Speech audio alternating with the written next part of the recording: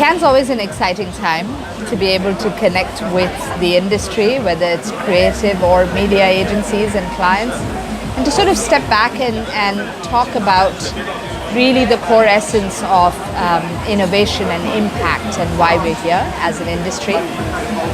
For us, the highlight has been really bringing together a story around the audience of Twitter, the essence of Twitter's incredibly valuable audience that's the most receptive at the key moments that count. So we're in World Cup season, so World Cup's a great example. We have users around the world who are watching footage of highlights of the World Cup, big goals, big moments in the matches, and tweeting about it at the same time. So people coming together on the platform are seeing what's happening as it plays out.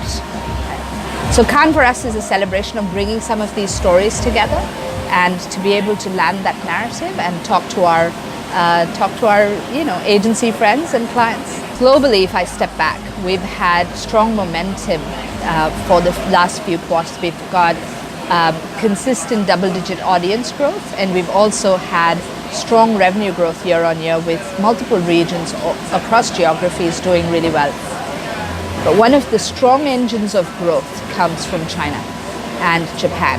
So the region as Asia as a whole is bringing strength in terms of growth to the business. And we expect to continue to see the international business continue to thrive and grow fast, right? We see, particularly in China, we see interesting stats, right? You take Mary Meeker's report, 9 out of the top 20 digital companies are coming from China. You take the mobile handset manufacturers, 7 out of the top 10 global manufacturers are Chinese. So we're seeing this surge of Chinese multinationals expand rapidly around the world. And suddenly they're faced with this need to really understand what consumers talk about, what consumers care about, what they're passionate about around the world. So that's one piece. The other big trend that we see is that globally the video consumption on the platform has gone through the roof, right? And revenue and the industry from an advertising standpoint follows the consumption patterns. We have been investing over the last 2 years in bringing short of 1,000 partners around the world, premium content partners who will bring near live or live content to the platform to enrich the dual screening experience and bring that dual screening experience that Twitter is known for into a single screen. Globally, we have the new fronts. We just announced 35 deals in the market. Late last year, we did a big effort regionally in Asia at All That Matters. And we expect to continue to do those types of things to bring awareness, agencies, clients to come to think about the whole year ahead. What are the big content associations and investments that they have and they want to associate with, right? But take Southeast Asia. It's been a telling moment with the World Cup. We've had 6 deals across Asia with a large proportion of them coming from Southeast Asia, bringing clips and content from the World Cup. There are very few uniters across Southeast Asia. Football is definitely one of them. And we're very excited at the prospect of what that does. Brand safe content, highly engaging content for advertisers and brands, and real time and impactful, right? This brings all of the essence of Twitter to the mix. But we're also excited for the future. It's not just World Cup, right? Sports, music, entertainment, lifestyle, and news are all big parts of our strategy. So providing a good mix of global content that's relevant locally and a cast or a offering of local content is what we're doing. So mixed music in the Philippines is a great example. It's our first ever live streaming from the Philippines, and there's several more coming up like that. But we partner with content owners and broadcasters in a way that feels truly win-win. right?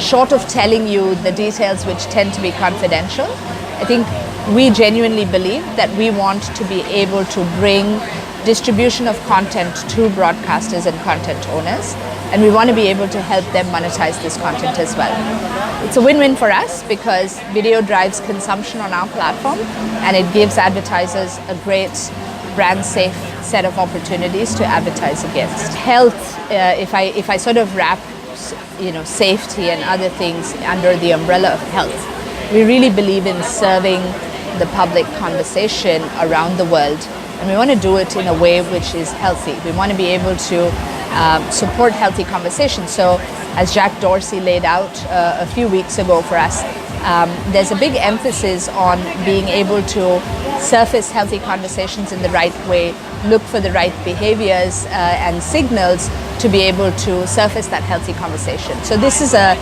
big cross-functional product and policy effort with several changes that have already been made on the platform to drive that.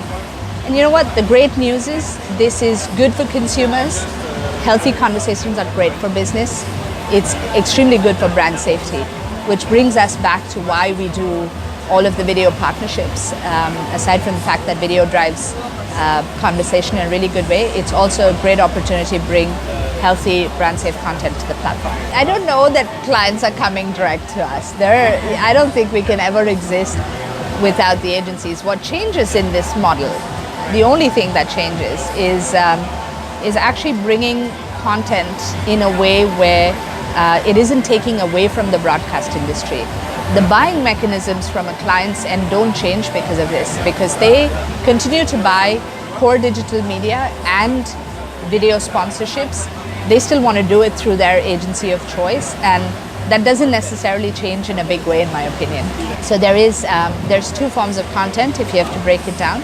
There's live stream content, which is long format, streamed live, and you would see pre-roll and mid-roll advertising against that. There's also, not everybody catches it in the live window, so you want to be able to extend the reach of that offering outside of the live window, which is still interesting content. And so those are highlights, snippety versions that work well on a platform like Twitter, and there's pre-roll advertising against it. I think it's going to be video, video, video, right? Consumers vote with their engagement and their eyeballs. We see that consumers on Twitter, never say, look at me. They say, look at this. It's about what they're passionate about. And I see us do more and more bringing the right content that drives the right conversation that they're passionate about. And that's essentially the future. So be it elections in the region, be it sporting engagements, be it our partnership with ABS-CBN around UAAP, the World Cup, several other things. There's just a lot richer content ecosystem we can continue to bring and make sure that every passion of our consumer has a video touch point to connect with. I would say that the most creative marketeers, right, will bring together elements of digital and traditional media in very interesting ways. So very often, I'll give you an example from Australia and the region. Mardi Gras was going on. There's a live stream content on Twitter, but there's an outdoor activation against that hashtag so that people who are driving by on the freeway know to make the connection. So yes, I think digital is now quite enticing as a platform to bring connectivity to to brands with their consumers in a very targeted fashion, in very creative ways. But there's always ways to connect. Smart marketeers will connect this with their traditional media in right ways. It's amazing to see video, conversation, and a receptive audience that is so leaned in and engaged come together. If advertisers and agencies think of what's that magic moment to bring something to Twitter, it's at launch. To be able to take advantage of Twitter as a platform of speed and a platform of influence and put that together to drive impact.